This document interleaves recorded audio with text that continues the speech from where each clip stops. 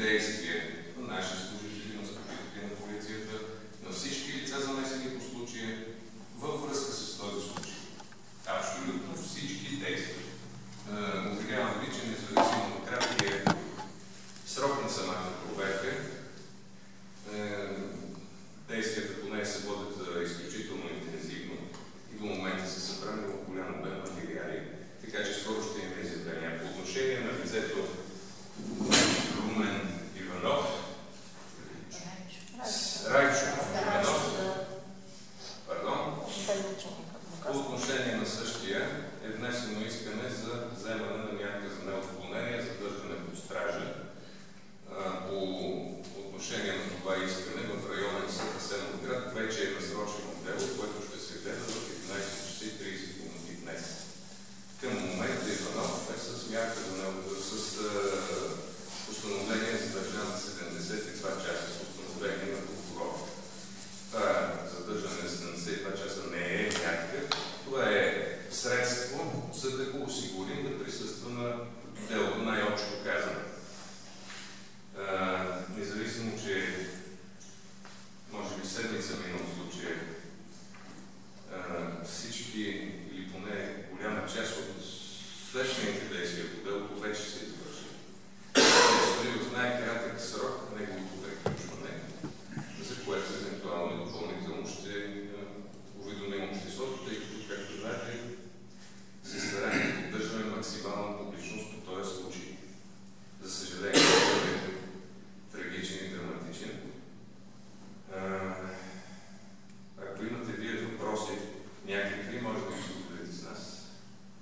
Ние, пак казвам, тук сте, защото сме съпричастни, защото ние също сме хора като вас, в крайна сметка. И аз не виждам кой не би се възмутил от подобна постъпка, включително и ние, въпреки че законът изисква да сме безпристрастни, обективни, това не означава, че сме хора. Ако имате вие въпроси, някакви, които можем да зададем. Значи, само да уточним, до момента няма яснота какво точно се е случило, това ще се разясни след като приключим проверката, за която говорихте. За кое проверка? Яснота за делото или яснота за проверката, която е назначена? Яснота за фактите, какво всъщност се е случило, какво е удостоверено и доказано, какво е ясно, че в момента се е случило, включително и действията на полицията и природната прокуратура ще е така. До момента е нека да разграничим нещата. Колегата Илиев, мисля, че това ще кажа да ви уверя, че проверката тече. Вече са минали 5 дни, днес е 6-тия ден от проверката. Целта е, че имаме информация от медиите тук и от тази. Ние сме събрали информация, но ще я споделим след като приключи проверката други ден. Защото просто не желаем да говорим преди да имаме категорично. Нека може да кажа и аз няколко думи, свързани с вашия въпрос. Първо ясно, че едното е наказателно производство, което се води срещу въпросния Райчо. А проверката, която е назначена, е съвсем, тя е свързана с действията от страна на полицаите, наши колеги. Дали те са нарушили, изпълнили съответно своите задължения, довели до евентуална забава, до неоснователно или основателно от тяхна страна действие. Колкото и помпозно няма намерение защо по този начин да се изразява, ще се опита да бъда ясен с няколко факта. Проверката, която е назначена в полицейските прокурорските действия, е назначена в понеделник сутринта. Много преди ние да знаем, окръжната прокуратура, говорим и нещо да се отделена прокуратура да се направи, много преди да знае който и да е било, че кучето вече е било мъртво. Ние се самосизирахме, защото още събота и неделя, поради огромния медиен интерес, сутринта, когато дойдох на работа, имаше 1400 имейла, свързани не с бездействието на полицейски служители или прокурори, а с искане за възмездие на Райчо по отношение на този въпрос на Райчо и с искане за отглеждане на кучето. Тоест, ако правилно се изразява, никой не е знаел и никой не е прикривал каквито и да е полицейски, евентуално нарушение или прокурорски, защото никой не е предполагал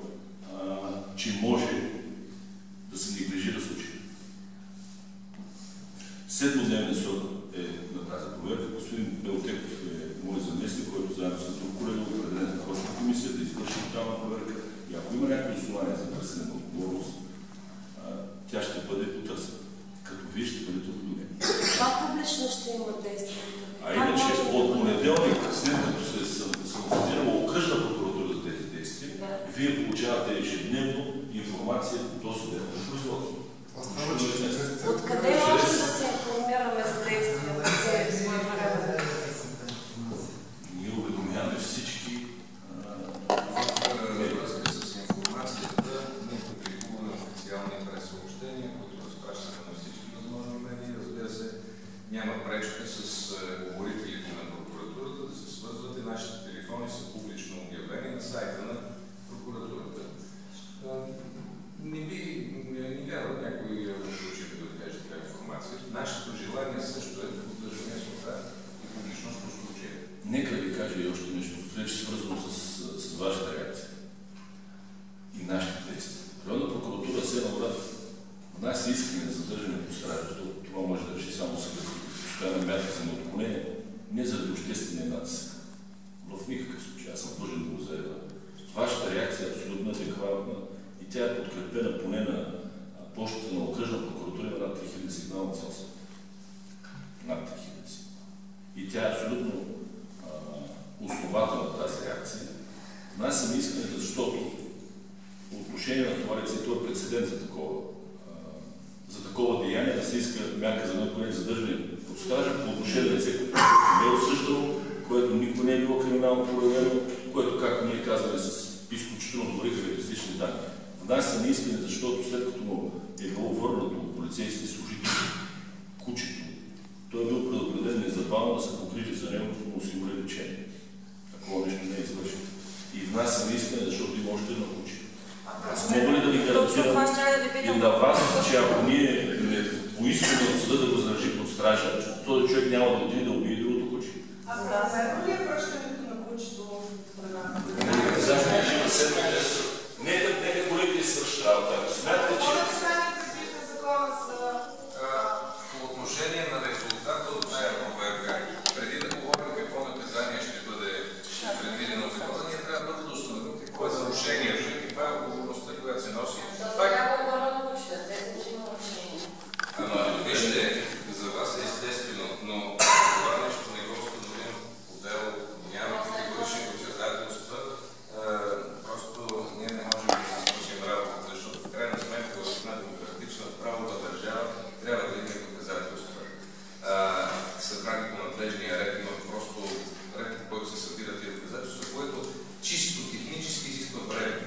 Това по никакъв начин не означава и предполагам всички вече да сте наясно, че ще прикрием по някакъв начин нещо, че ще скриваме информация и така нататък.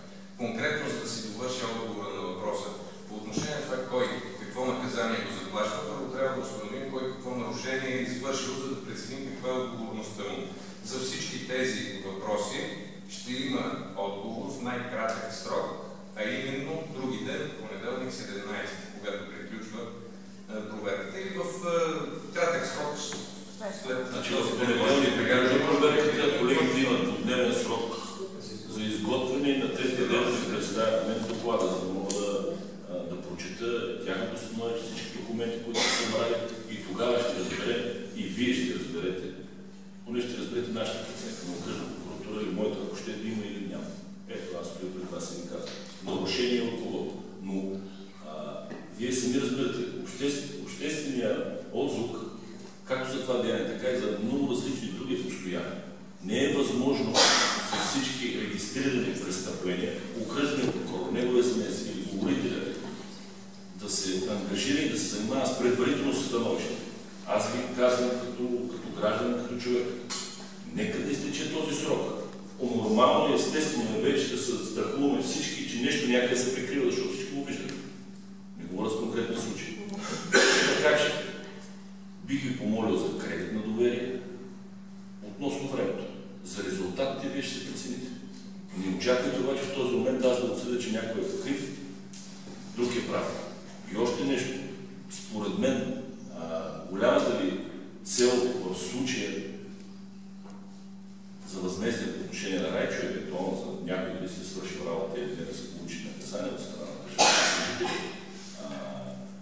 по-малко от това, което вече постигнахте. За съжаление, България е нормално. Искам да говоря като политик това. Трябва нещо да се случи, да се сетне и да почнем да обръщаме внимание на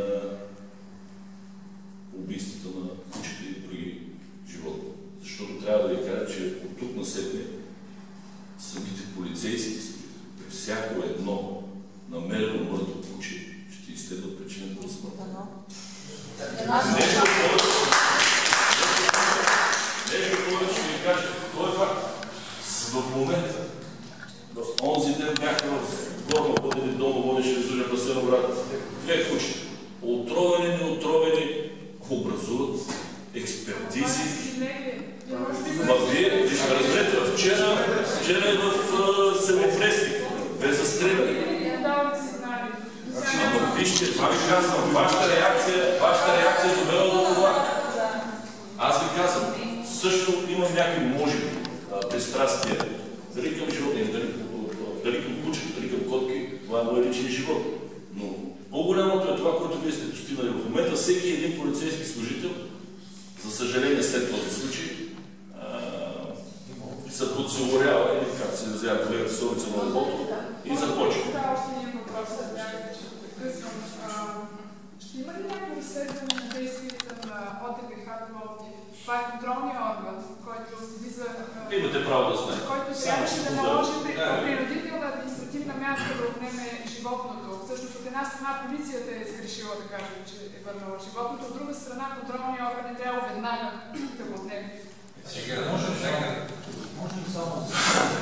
Значи в хода на проверката, когато извършим съвместно с колега от Кръжова култура Пловдив, ние разследваме действията на ветеринарния лекар, който закара на кучето. Защото съгласете се, че не само на сайта на ветеринарна случай, да се уведомили и на други. Значи и на други. Ние проверяваме действията на всички. Извинявам се много. Значи контролният орган от кого трябва да бъде уведомен? Трябва ли? Точно за това да можем за кредит от време, за да можем да проверим кой какъв нормативен акт е нарушил. Вие знаете ли, че кучето изобщо не е било прегледано? Не е вписано в дневника за преглед. То не е прегледано нито от първия ветеринар, на който, нито от втория. Защото няма документи. Така че, ако ви казвам, това са ветеринари. Но оставете да не е на част по-лъжи, ще се позволя да кажа за образове и поднасяне информация, оставете да приключи казват. Що се касае до агенцията по безопасност на храните, като контролен Трябва да сезираме и те бездействат. Причината на тези неща са всекидневни. Вижте това, което може да направи прокуратурата, веднага ви казвам.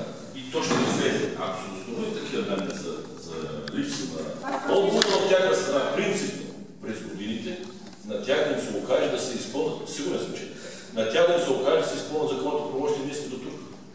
Но очаквате прокуратурата, разбирате ли да извършим тяхната работа? Нашата фрустрация е с бездействието на контролния орган. Те дават полицията, защото полицията от 2 години има задължение нали някакво. Тъй като въпросът ви е изключително коректен, ще ви кажа защо. Бих желал да отговоря по следния аспект. Освен прокуратура, в тази държава има и контролни органи, които контролни органи би трябвало също да се изпълняват на вменени по закона задължения. Ако някой контролен орган не изпълня такива задължения, ние трябва да вземем да изпълним и неговите задължения. Не може. Просто не разполагаме с този капацитет за въпроса. Ако отношение бих желал да довърши и отговора на госпожицата и госпожата Козак, за да го илюстрирам по възможно най-разбираемия начин. Вие прочитате статия в вестника, в която пише, че кучето е върнато на собственика. За вас това означава, че на следващия ден в 16 часа и 30 минути човек трябва да бъде наказан. Въпросът е обаче, че за нас тази статия не е достатъчна. Тя може да е написана от журналист, може да е написана от безпристрастен журналист, може да е написана от служител. Какво пише в тази статия?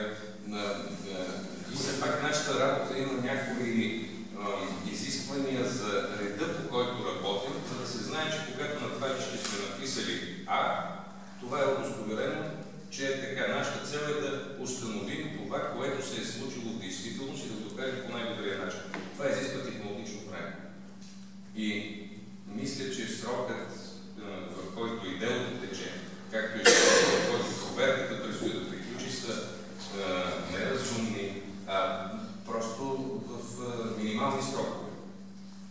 Нещо друго, ако имате като въпрос. Аз искам да попитам какво ще се случи с другото куче, защото знам, че въпросният човек има още едно куче. Той ще бъде ли иззето там и да отиде съответно в приют или в неправителствена организация? Разбрах въпрос. За сега... Не, в конкретния случай това човек, който е измъчил, убил животното си, може да конкретния случай ще отговоря. Писано е писмо до общината. Така. Обезпечили сме кучето, доколкото може, защото то не ни трябва в рамките на наказателното производство. Да. То не е веществена фиксация да разбирам, да. То не е предмет на престъпление. Сигнализирали сме ги. Намерили сме къде се намират. Но не е на същото място, защото съдът е пусне Райчо, но трябва да се намира по същото куче. Не е там. Там не седне просто действително, както и дамата зад вас метеше да се свършат работата общината. Ние сме ги сигнализирали. Ако не ги свършат, съответно, ако не ги свършат, това вече е в рамките на наказателно производство. Не изпълняват разпореждане, глоба и евентуално след това включително теоретично възможно наказателно производство. Няма да се случи, повярвайте ми, общината точно заради вашите действия, първата работа, която може вече да направя, да вземе кучето. Има. Всяка община има наредба. Проверили сте го, нека не спадна за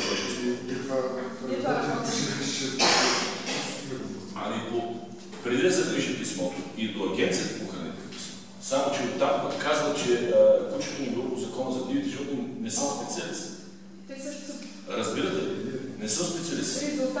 Писано е до всички институции и това е отговор ми от другото куче.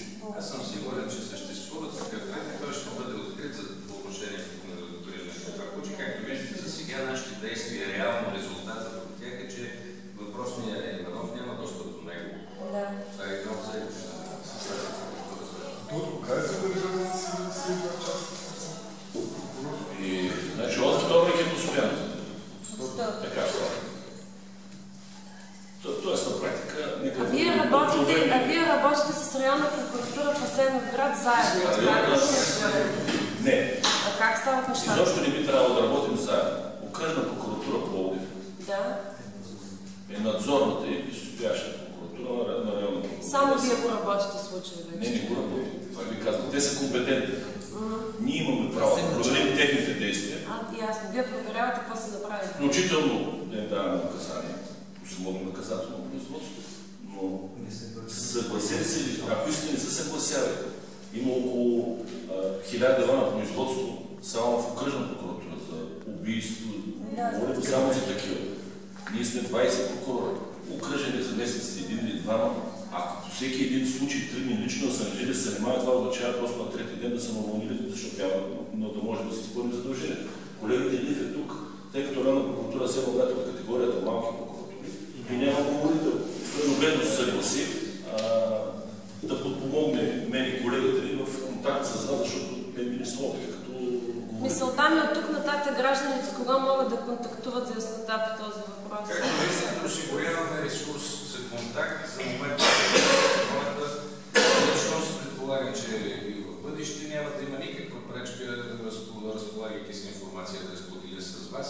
Така че, освен това, ние се опитваме да пускаме и официални прес-съобщения към абсолютно всички медии. Въпросът е, че те не винаги се отразяват. Мисълта ми, ако влезем на сайта на прокуратурата, ще има яснота по въпроса. Вижте, за конкретни случаи и за бъдеще, когато има такива.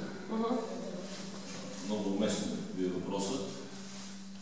Няма никаква пречка на сайта на района на Асеновград. Това, което пускаме към медиите, да го пускаме. Този случай ще бъде така. Вместо да са една безкрайна комуникация. С удоволство, това, което пускаме на медиите. Просто го публикувайте в сайта си. Кажете по сайта, за да може оттам да отидете тези всеки да го чете, да го обърваме по телефоните. Защо? Бих искал, защото по-точно в момента протича разговор, разбира скептицизъм. Скептицизъм в държавата действително има настроение, включително и в мен като гражданин, да се отнасям скептично към всичко. Разбрахме се за времето, надявам се, което ни е необходимо. Значи понеделник ще има публикувана информация на вашия сайт. Не, понеделник ще има публикувана за Преди от понеделника,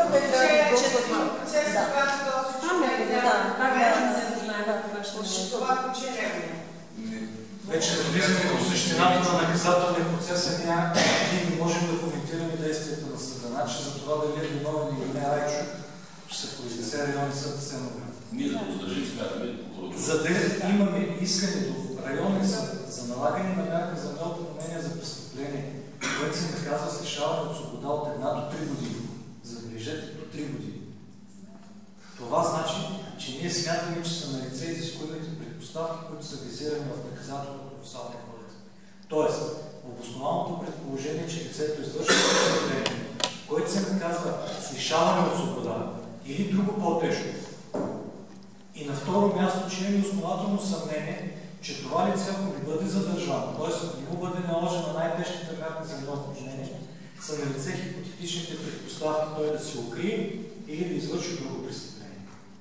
И ако тези предпоставки са наистина на лице, така както ние го заявяваме с искането си до районен съд Асеновград, то днес в 11:30, след даване ход на делото, по-скоро към 12, защото все пак има един технологичен процес, районният съд ще излезе с едно свое становище.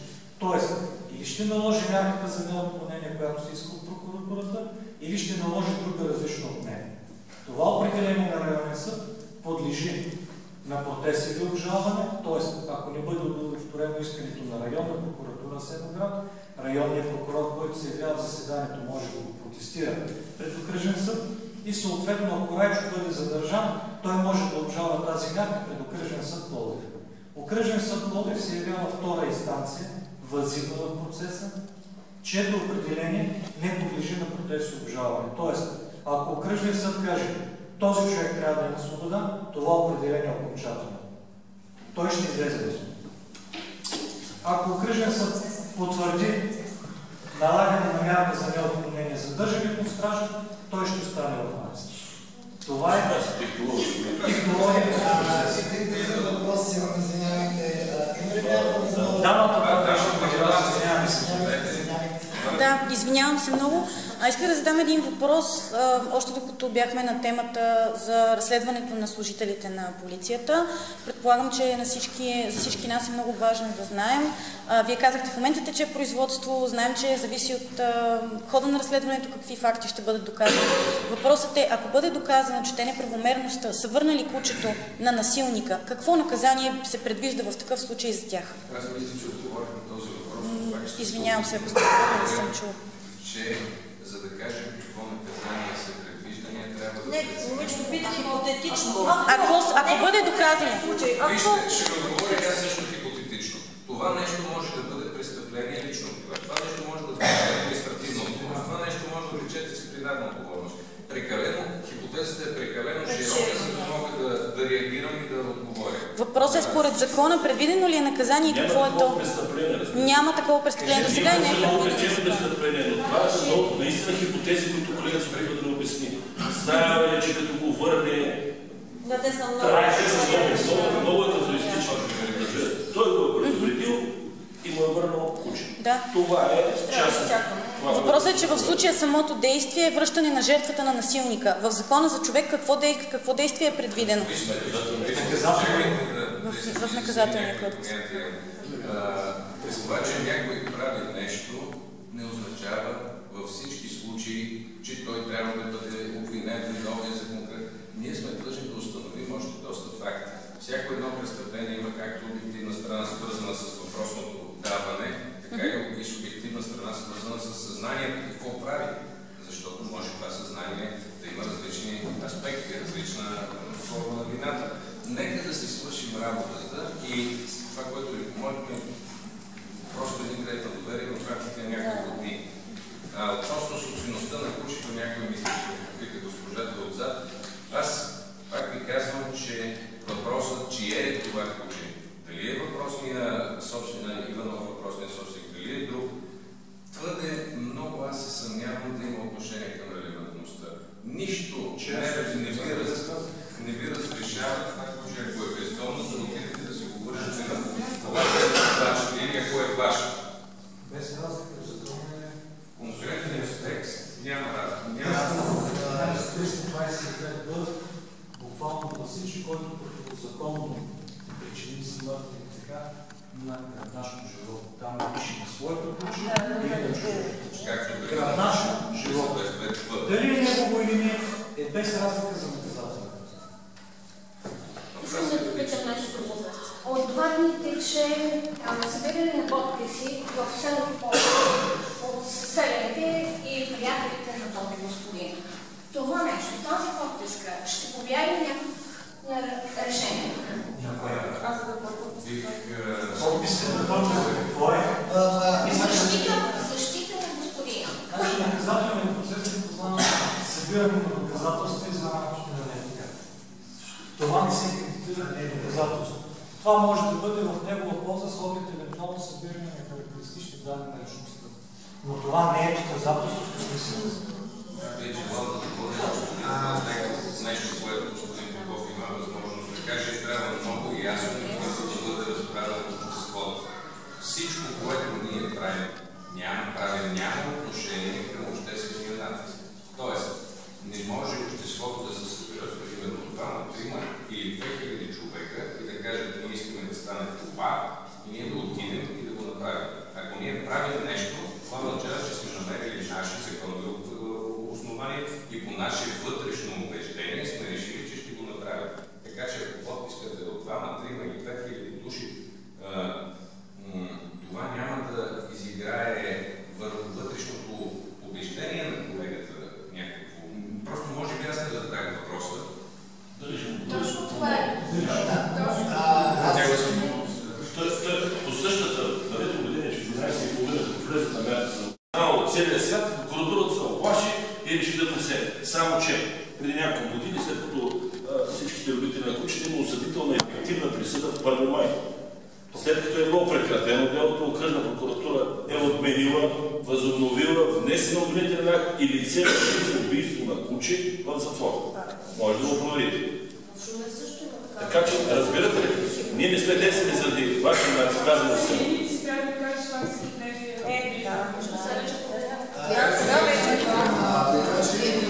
Можем да бъдем максимално коректни. Тъй като вие сте във връзка в момента с Североград, има ли някаква възможност, защото народа се вълнува, то че е ясно, когато излезе на съда сега от делото с някакво решение, някой от вас да слезе долу и да каже какво е становището? Предполагам, че аз чувам тази информация, телефоните са ми обявени. Предполагам, че ако има такава информация, която веднага ще стане на състояние, ще се наблюдава от медиите. Аз не мога да поддържам толкова, аз наблюдавам толкова контакт с районна прокуратура Североград, най-малко, защото мен ги проверявам. Може би. То ще стане ясно. Аз помня, да. Това беше, когато се обсъждаше в Народното събрание изменението на наказателния кодекс с идея превениране на жестокостта към животните. И тогава прокурорът мисля, че се изказа, че изменение в такава посока в крайна сметка ще доведе до член 78, мисля, че беше. Член 78. Да се трансформира в административно нарушение.